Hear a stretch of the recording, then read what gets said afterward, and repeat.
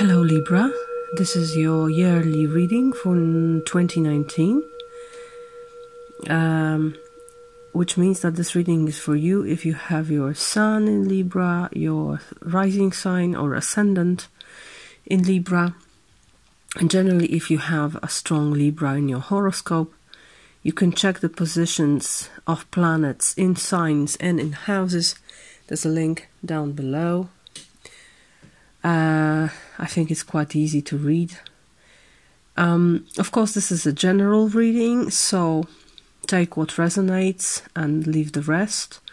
Remember that the future is not set in stone, so what appears here is rather a tendency towards something, energies you may encounter during the year, but they won't appear on the 1st of January and they won't end at the 31st of December. They come and go. There's general flow of energies.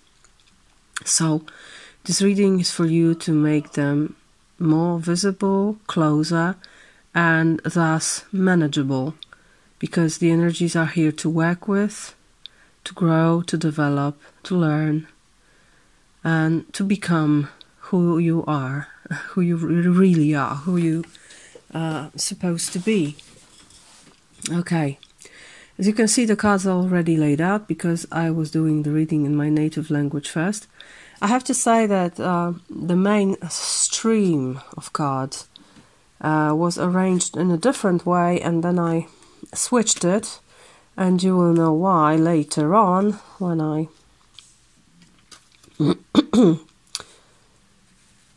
maybe, well, I will start with this.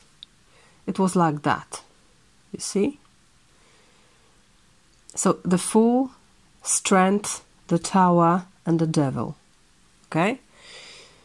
And then, as far as seasons are concerned, you have Ace of Swords in autumn, so it's at the end of the year. It's October, November, December. That's why I thought the Fool should be at the end, because you will definitely start something this year, but you will even more evidently you will end something.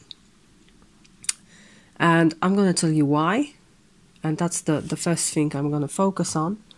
You, this year, you appear as the High Priestess, which means the major power of intuition within you. It may be a year when you really awake to spiritual guidance, to your inner guidance. And there's great understanding and wisdom here. And it can be silent. It doesn't have to be very glittery. It's rather timid, I would say. But she knows everything. And you will also know everything. You will understand and know everything what is happening. The main background energy influencing you is the World, which is the card ending the cycle of major arcanas. So the Fool's journey ends in this card, the World. And this is a very triumphant card. You can even see the shape of a cup here as a champion's cup, for example, in football. So you receive a cup. This is the card of Saturn. Saturn is a very tough, strict teacher who gives us difficult lessons, but when we learn, when we really grow on these lessons, Saturn rewards us with great gifts. So there's a prize here to be taken. There's understanding of what brought me here and who have I become, and now I'm ready to end a chapter and to begin a new one. So for many of us, you will close important chapters in your life this year. And there's this feeling of sanctity here, especially that you appear as the major arcana, and you have plenty of major arcanas in your reading. I was absolutely stunned by the sheer number of them, because as I was revealing the cards, first there was the High Priestess, then there was the World, then was this cycle of major arcanas, only major arcanas. And I'm not picking among major arcanas, I'm picking among all the cards in tarot here and here. So, the Fool, definitely indicating something new. Strength. When you look at this card, you can see someone almost praying, with a lion appearing between the thighs. I think these are women's thighs. And there's a great strength in us, in our depths. Sometimes we try to push it away from us because it's perhaps not accepted, especially if you're a woman. But it still exists there, the beast that is here to help you.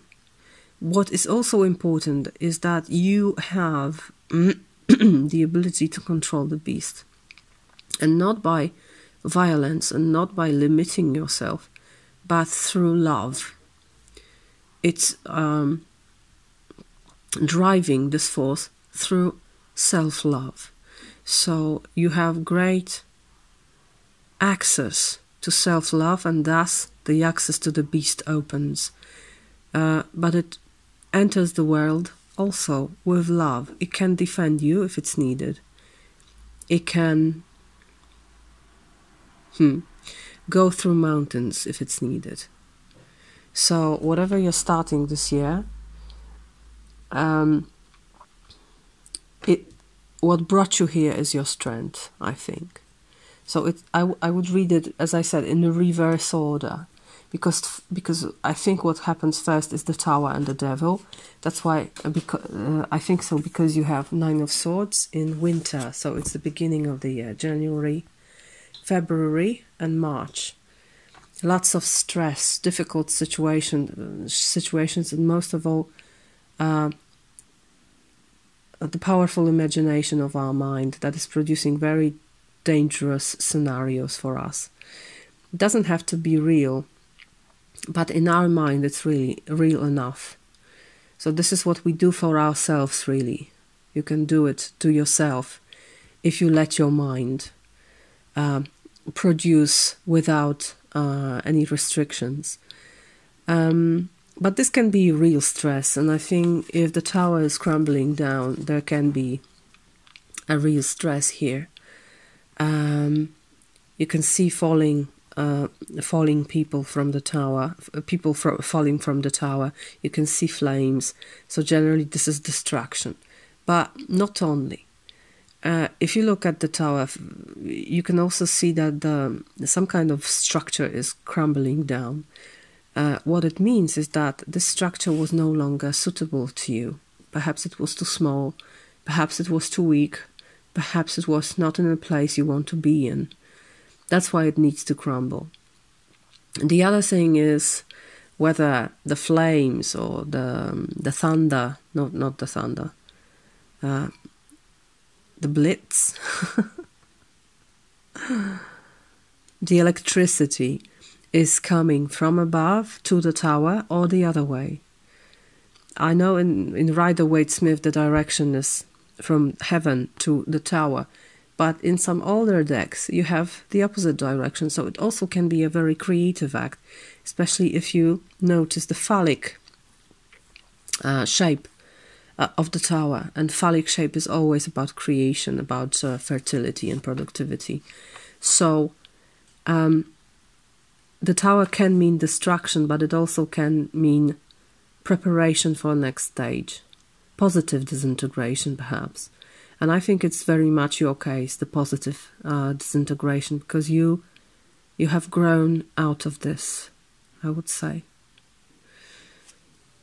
And that's when you encounter the Devil. And the Devil is also about your elan vital, your life force, that's very often frozen within things that you fear, within things that you really are scared about. And these are the things within you. It's your shadow, generally. The things we don't want to see, the things we want to omit in our lives, the characteristics that we want to erase from ourselves. But I think this tower crumbles exactly because you need to meet your shadow. This is your shadow. You will always have a shadow. If somebody tells you you don't have shadow, don't believe them. You do, and there's nothing wrong in it. The shadow is needed here. The darkness is needed. Everything is needed. When you see the yin and yang symbol, you can see two fish-like creatures in everlasting chase. And it's fun. It's fun. What would the white fish do without the black one? It would be alone. And the black one would be alone without the white one. And they need each other. There's everlasting interplaying between them. That's why it's really sad to discard the shadow. Because when you discard the shadow, you discard your own force. You discard yourself, generally. That's why you need to meet your shadow. And to draw energy from it directly. Because the other side of fear is always love. When you turn the coin, you will see love, and the life will flow towards you because it's unfrozen when you pay attention to this. So I would say the storm of energies going through your life in 2019. I think you can be overwhelmed sometimes by them. Especially that in the position of what is here to learn and what is inevitable. You have death, another major arcana. So I had the High Priestess, the World, the Fool, Strength, the Tower, the Devil, and then Death. And I thought, oh my God. So there's a major change coming in your life. Death is evaporating everything in preparation for a new life. And the new life is coming right towards the death as a challenge. So perhaps that's why the Tower and the Devil need to happen to prepare you for this judgment. Judgment is kind of purgatory for me. It's like going through hell, or like a phoenix which needs to be burned down to ashes and then be renewed, be born again. You can see people are rising from the dead here, so they need to die first, and then they are ready to a new life. But they really need to leave the old behind, the old life behind. It requires understanding the causes and consequences of deeds, and it also requires total forgiveness. Forgiveness to others, but most of all, forgiveness to yourself. So there's major work to be done this year for you, and can be difficult. I won't hide it. This reading is not an easy reading. It's a very powerful reading. Frankly speaking, I cannot imagine that any other sign will have a stronger reading than you, Libra. It's really hard to imagine for me, because this is a real culmination here of these major arcanas. I mean, 9 in a row, right? So there's difficulty perhaps with letting in all those forces. And I wouldn't be surprised if you were rather reluctant in welcoming this, because it may seem like a terrible storm. It may seem like the end of the world, and it's not easy to welcome it with open arms. So, what's the advice here for you for the challenge? It's very beautiful. It's joy. The card from Healing Oracle, Shamanic Healing Oracle, and just look at it. In joy, there is so much life in it. And my first thought was, if I encounter this amount of major life changes happening during 1 year, what's there to be done? Well, perhaps laughing is the best attitude to this. Let me read it for you. We are created in joy. The balance of energy and higher vibrations brings us closer to divine love, pure joy. Joy can be a destination, but it can also be the vehicle that you use to get to that destination. And I feel that's the case here, that joy is your vehicle to go through all this vortex playing with you. Faith, grace, gratitude, and love all merge together at different times and in different amounts to create joy. There is love, growth, tears, change, and self-realization in this card. This card portends a happy and joyous time. So keep that in mind, and don't lose this vision. Keep your sight on the joy that's there to come when the cycle ends, because it ends. You have judgment, and you also have judgment in the summer. So I feel the main work to be done is during the winter and the spring. So 9 of Swords we have in January, February and March, and then the second quarter, April, May, June, we have King of Wands. And I think he's the best personification of a person to deal with the Tower and the Devil. I mean, he's the one who can act, and he won't hesitate much. He will do what is needed. He can maintain his power during a long time. He won't, get depleted very easily, because his fire is stable and he's been through a lot already.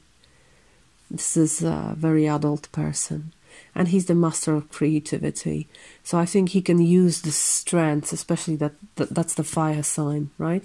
And we have strength here. That's why I feel this first half of the year can be a difficult time for you, but you will cope with it. You will cope with it. You will do the work that is needed here. And then the judgment comes, and that's the final chord in this during the summer, July, August and September. You can see ascension here very visibly. So it's the gate card. So when you move through this gateway, you achieve another level. So I think definitely something ends this year, because we have the World, the Judgment. Again, we have the World here, but I will talk about this later. And we have the 2 cards indicating the new beginning there, which is quite logical, because nature hates emptiness. Nature likes when something is happening. So when you close the door, the window opens. There's an old saying. So you have this final notes of this difficult story here, and then in autumn, as I said, a new beginning, Ace of Swords, a new idea for yourself, perhaps a gift of a new thought, of a new way of thinking, perhaps. You are blessed with this sword. I mean, the Lady of the Lake is giving it to you to cut through all the bullshit, to cut yourself off toxic relationships, perhaps toxic people, toxic situations. It's a very brave card, and you can really fight your way through something here, and you can cut all that is not working for you and begin anew. There's dawn here. You can see it's dawning on this card. It's a very beautiful card. See? That's the new beginning for you, Libra. And I think, what else? Your strength here, 7 of Pentacles. I think it's being perseverant and patient with 7 of Pentacles, because it can be that you've been waiting for this for a long time, and you are still waiting for this process, this major life cycle to end, and you would gladly end it right here, right now. But here you're waiting for your fruits to grow and to really be ready to be picked up. It's also a good card of evaluation, and generally being reasonable in what you expect, I think,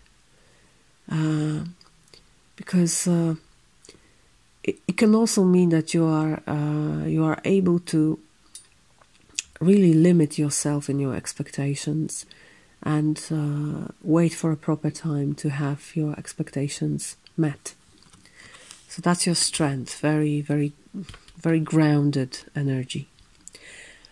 In a position of what to focus on, you have a 3 of Wands. So I would pay very much attention to what do I manifest, or what do I want to happen? What do I expect to happen?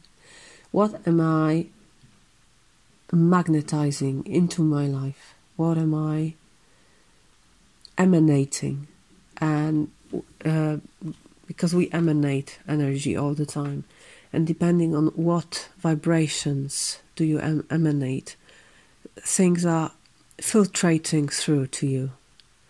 So be very careful what you expect from life, and expect good things. Always have faith that all what's happening here, and I forgot to tell you that, it's for your greatest good. It's always for your greatest good, and these energies appearing here are for your greatest good.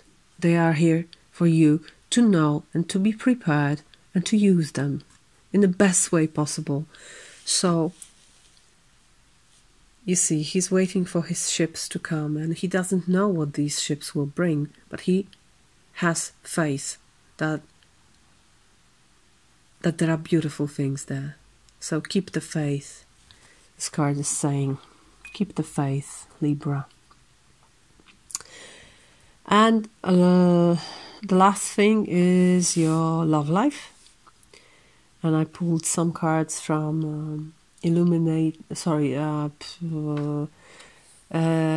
Art of Love Tarot. And we have the turnaround, which is normally the Hangman, but here it's called Revolution, so it's quite different.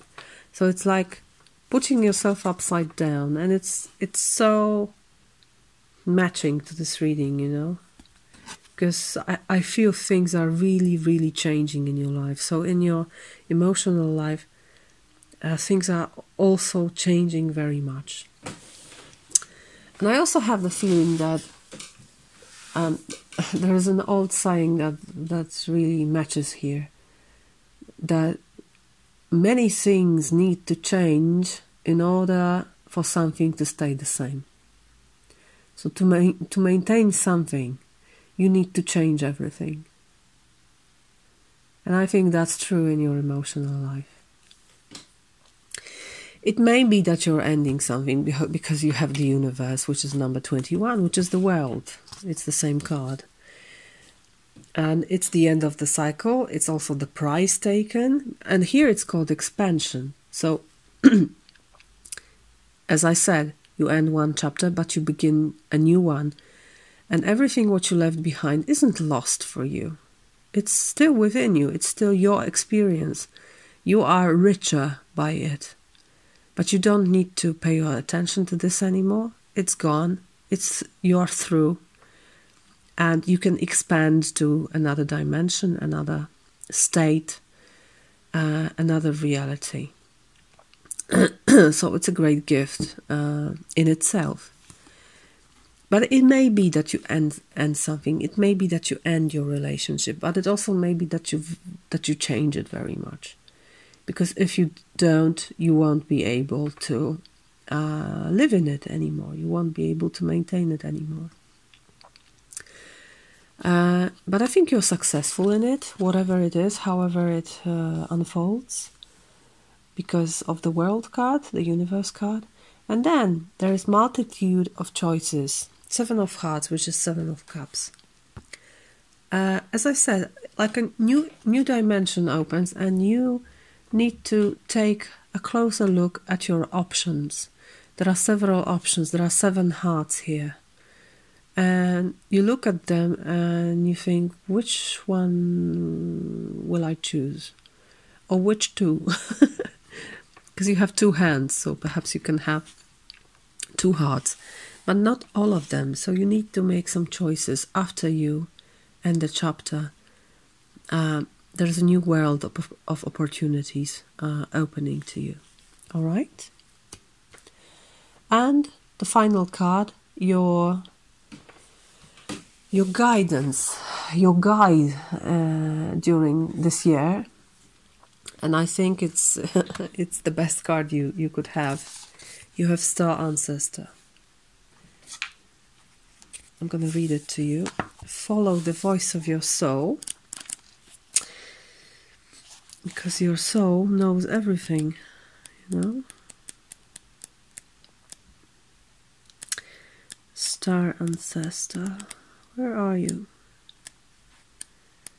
Star Ancestor. Heed the messages coming directly from your soul. There's a deeper purpose to your human journey. Not only were you born on purpose, you were born for a purpose. You were born to be a bright light in the world, and there are supporters out there in the universe sending waves of energy to guide you at this time. Information and inspiration that has been coming your way recently is not new information, but memories. Your feelings of being drawn in a particular direction are the awakening of an aspect of your soul. You are being drawn towards a road that will not only light you up, but also help you light up your corner of the world. Continue following the cosmic guidance that is coming your way. So there's someone watching over you and really taking care of you and sending you memories that are wisdom. What a great guidance for you. I'm really happy for this reading, although it may seem overwhelming, but I'm always happy when I see deep change. I hope you're going to be very happy at the end of this year. I wish you joy. I wish you to enjoy it all. I wish you happiness. I wish you good health in all this. And overall, I wish you a beautiful year. Thank you very much, and see you in another reading. Bye-bye.